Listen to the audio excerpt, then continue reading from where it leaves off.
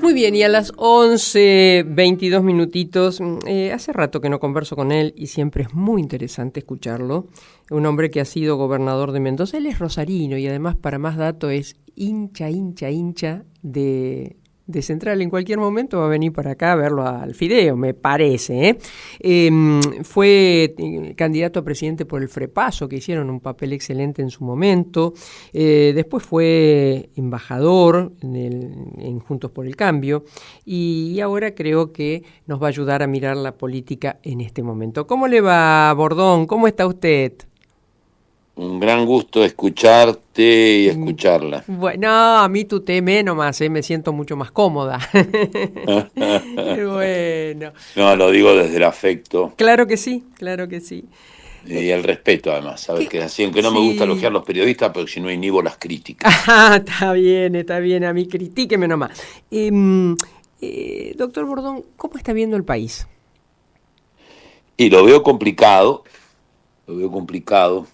Ayer leí una noticia y quiero completar, leyendo el artículo directo, era sobre un informe del Banco Mundial. Estuve viajando estos días, así que lo leí muy rápido entre aeropuerto y aeropuerto. Y decía, por un lado, que moderaba las expectativas de crecimiento para este año, no terriblemente, creo que la bajada de 5 y algo a 4 y algo, y moderaba un poco el año que viene, pero también con crecimiento, y reconocía que después de un tiempo de estancamiento y importante, bueno, que se hubiera recuperado, aunque venía recuperándose de un estancamiento, era positivo. Y también decía que acompañaba y valoraba el esfuerzo que estaba haciendo la administración del presidente Trump y el Fondo Monetario Internacional para ayudar a evitar la crisis que se desplegó en los días anteriores en la economía argentina. Hasta ahí lo que sabemos y habitual, no hay novedades. Obviamente siempre es preocupante que tengan que sacarnos de una crisis, otra crisis más, ¿no? Aunque siempre es bueno que te ayuden, siempre y cuando las ayudas sean positivas. Pero el tema es otro, y ahí termino. Informa, y como esto lo reproduce un periodista, no digo ni con buena ni con mala intención, pero el informe debe ser mucho más amplio, menciona como un dato, que lo tengo que confirmar, que las escuelas de menor nivel de ingreso, o sea, donde van los chicos de familias con menos ingresos, de Vietnam, tienen mejor rendimiento que las de mayores ingresos de la Argentina. No me pongan esto como afirmación o título mío, pero búsquenlo. Sí. Si esto es así, la verdad que a mí me produzco, como persona que he sido docente universitario, ministro de educación de un sistema importante, presidente de una comisión que hizo un estudio hace años con la Agencia Canadiense de Desarrollo y con el BID sobre el estado de la educación en América Latina, alertando las dificultades y peligros. La verdad que me conmovió, porque nosotros hemos vivido muchos dramas, pero imagínense lo que fue la guerra para Vietnam, ¿verdad? Es cierto que está viviendo una situación económica mucho más activa, dinámica, sin romper sus viejos lazos políticos ni su relación con China, pero muy activa en su relación con Estados Unidos. Con China tiene algunas diferencias. O sea, si esto es así, habla primero de dos cosas. Vivimos de una crisis larga.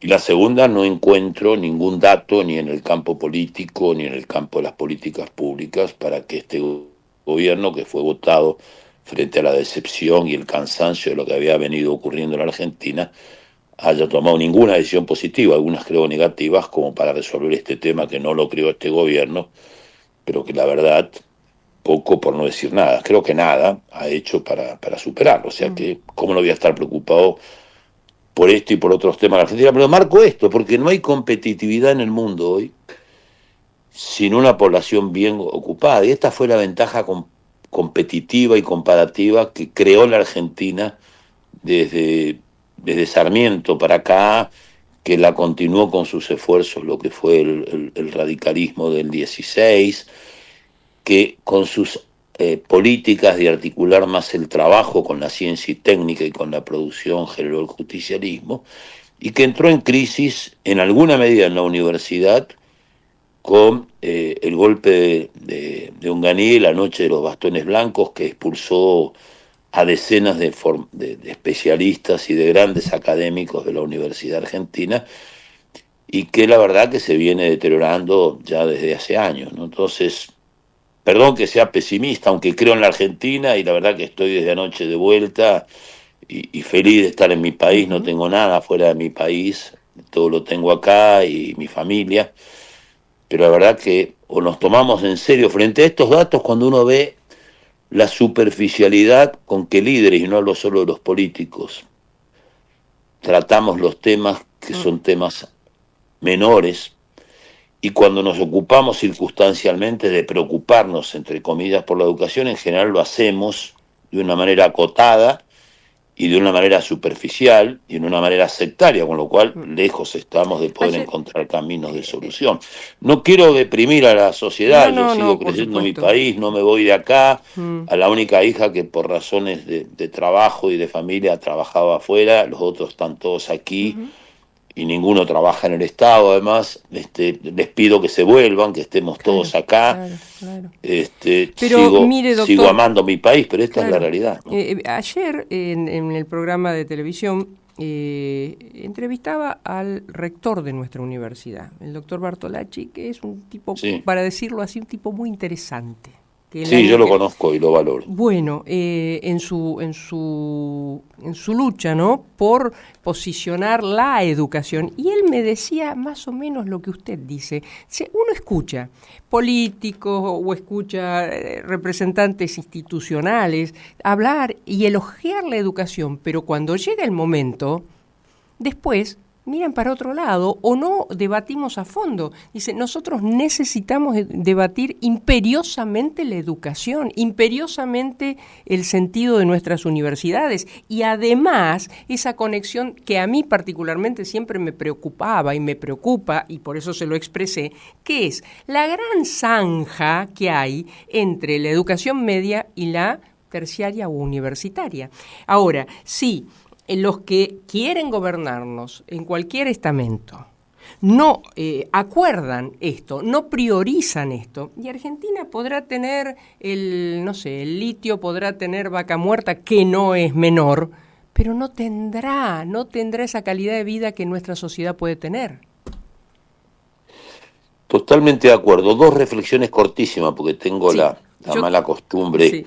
Me parezco en esto a un gran escritor, yo no lo soy, que es Javier Cercas. Estoy leyendo ese libro sobre el loco del fin del mundo, ¿no? Sí. Lo estuve leyendo, lo había comprado hace tiempo, pero lo estuve leyendo ahora aprovechando las conexiones. Los vuelos low cost son más baratos, pero tiene el problema que uno tiene que andar esperando 7, 8 horas en cada aeropuerto, ¿no? Así que, pero me vino como ventaja más los vuelos sentados y no reclinados, que me permitió casi terminar el libro.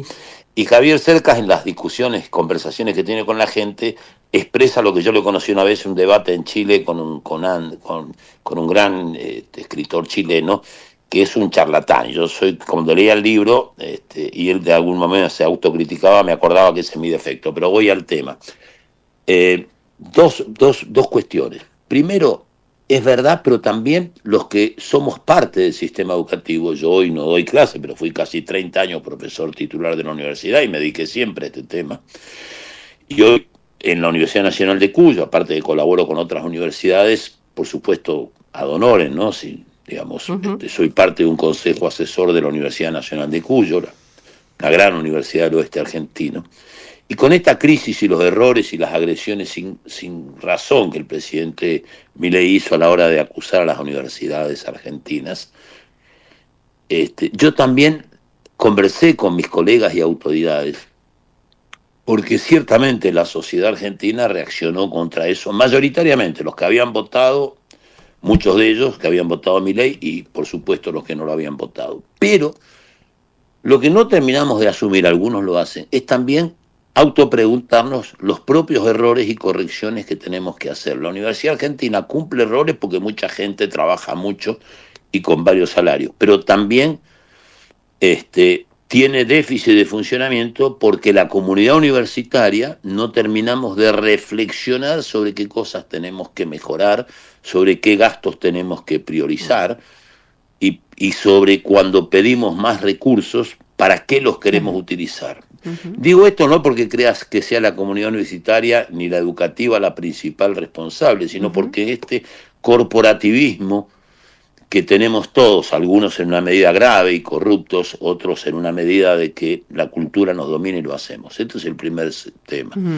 Y el segundo es que la educación no puede ser solamente utilitaria para el desarrollo económico y para el empleo y para la competitividad, también tiene que transmitir valores, pero la verdad que aislarla a la educación desde la primaria hasta la universitaria y el posgrado, de la competitividad y de la democratización de la economía argentina, también es un error, no sé si está claro. Sí, claro. Sin investigación básica no hay investigación aplicada, pero no hay inversión en investigación básica si no articulamos su aplicación con el proceso productivo y con el desarrollo de la sociedad. Estos son dos temas importantes, porque si no nos agotamos, desde los que estamos en el sistema educativo, en acusar a todo, lo mismo hacen los empresarios, al Estado como una cuestión abstracta, en lugar de cada uno preguntarse qué pueda mejorar, aunque seamos menos responsables que otros. Doctor Bordón, pero apelando a su síntesis. Qué difícil. Sí, pero esta vez, pero se lo remarco. La última pregunta. Porque estoy durante la semana, mi horario es cortito, no es como los sábados que ya charlaremos con más tiempo para poder ayudar a pensar como siempre yo digo, ¿no?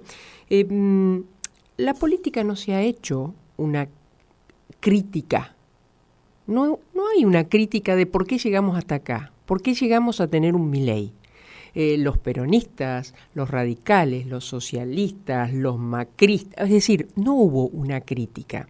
Yo quisiera preguntarle si en el pedacito que le cabe a usted, especialmente con aquel intento del Frepaso que tuvo una impronta realmente muy buena, si usted está en condiciones de tirarnos una punta de qué pasó con la política argentina para que lleguemos a Milei. Qué difícil hacer una síntesis, pero ¿tengo un minuto? Sí, claro que sí. Primero, yo tomé mucha distancia y la mantengo, y no es bueno, pero es una decisión, de lo que es la política partidaria y electoral, no de la política pública. Inclusive acepté de dos gobiernos distintos, uno había sido parte de mi historia, el otro no, el de Kirchner y después en el de Macri, ser embajador en dos países muy importantes para Argentina, sobre todo en el caso de Chile y también el de Estados Unidos. Yo digo que las dos embajadas claves para Argentina son Brasil y Chile. Y después vienen otras muy importantes, entre ellas Estados Unidos, hoy China. Porque siento que el esfuerzo que hicimos en esa campaña del 95 fue muy importante. El plantear que la renovación del justicialismo y acompañar los intentos que había hecho el radicalismo con Alfonsín debían ser a fondo y no a medias, y que la mala calidad institucional, que quedarse encerrado en solo un plan económico que ayudaba para salir de una crisis, pero no para hacer crecer y mejorar la calidad de vida de la Argentina, y sobre todo la falta de calidad institucional y la corrupción, había que plantearlas como una autocrítica donde no estaba, pero más que criticando, planteando temas nuevos. Ayer también, cuando un amigo mío me recordó fechas de lo que hicimos en el 95, yo después dejé el Frepaso y dejé la actividad pública, política y partidaria, me mandaron lo que fue la síntesis de nuestra propuesta de gobierno, con orgullo, un amigo mío magnífico. Y yo decía que sentía tristeza porque ese librito traté de sacarlo de circulación, porque no expresaba una propuesta seria de gobierno, como sí lo hice con el Libro Verde cuando gané en Mendoza la gobernación en el 87, eran 4 años de trabajo. Creo que aquel esfuerzo, la gente creyó en mi capacidad de gestión por la experiencia en Mendoza y de diputado, creyó en la honestidad mía y en la de Chacho Álvarez. No lo incluyo en la capacidad de gestión porque no es lo que Chacho tenía coraje de oponerse a errores de los gobiernos y voluntad de trabajo y cercanía con la gente. Pero la verdad que, aunque teníamos razón, y como lo dijo Paña hace un tiempo, Poco después la gente dejó de preguntarse qué locura tenía Bordón en la cabeza, que no entendía lo que pasaba, cuando poco después del triunfo de Menem aparecieron los datos de la pobreza, del desempleo, y apareció después la crisis que terminó golpeando más a De la Rúa que a Menem, pero que se fue gestando en esos años. Pero no estábamos a la altura de la confianza para enfrentar ese miedo al cambio que había en Argentina. Y después creo que no tuve yo, no soy el único culpable, la capacidad de haber aportado para que ese esfuerzo en que tanta gente creyó. Fíjense que ahora cuando hablan de transparencia, y termino con esto, se acuerdan poco de que en la campaña, como nunca me aprobaron mi proyecto de financiamiento de la política, me autoimpuse que nadie podía poner más de cierta plata, que todo tenía que ir a una cuenta del Banco Nación. Además contraté una empresa internacional para que controle los gastos, porque si vos controlas los ingresos y no controlas los gastos, puede ser que declares 4 millones. Bueno, nosotros hicimos una campaña con 30% de los votos contra, según datos de Poder Ciudadano, casi 70 millones del gobierno, 30 de la oposición con Masachesi, y nosotros 2 millones de dólares, 1.987.000. Eso no es mérito nuestro, el mérito fue ponernos ese límite para no vivir los escándalos que hoy vivimos y que hemos vivido. Pero la verdad que no estuve y no estuvimos a la altura de esos 5 millones de argentinos que, sin odios, porque solo propusimos temas nuevos, no críticas, creyeron nosotros y no lo supimos administrar. Doctor Bordón, como siempre, un placer conversar con usted. ¿Y va a venir a verlo acá al Fideo? Me muero de ganas, además tengo la presión de mis 2 hijos. Y bueno, hijos, lo esperamos. Que como son simpatizantes Central, pero en la dictadura tuvimos que emigrar y terminamos viviendo un departamentito en Almirante Brown y La Madrid, en La Boca, a 3 cuadras de la cancha, se me hicieron hinchas de Boca. Pero tienen corazoncito. Entonces el otro día me vienen a ver los 2 varones y me dicen, ya tienen 52 y 42, y 51 y 41. Me dicen, che, viejo, sí. ¿Cuándo vamos a Rosario? Pero claro, a comer pescado y a la cancha de Central, que tus amigos te están invitando para ir? Así que estoy obligado, no solamente por mi recuerdo de mis abuelos de Arroyito, sino también por la presión de mis hijos, que saben el cariño que guardo, aunque soy un mendocino de Asunción, por Rosario. Siempre lo esperamos. En la época que no odiábamos a Newell's, nos gustaba ganarle, pero no lo odiábamos. Claro. Gracias, beso, doctor. Chao. Un beso, hasta luego. El doctor José Octavio Pilo Bordón.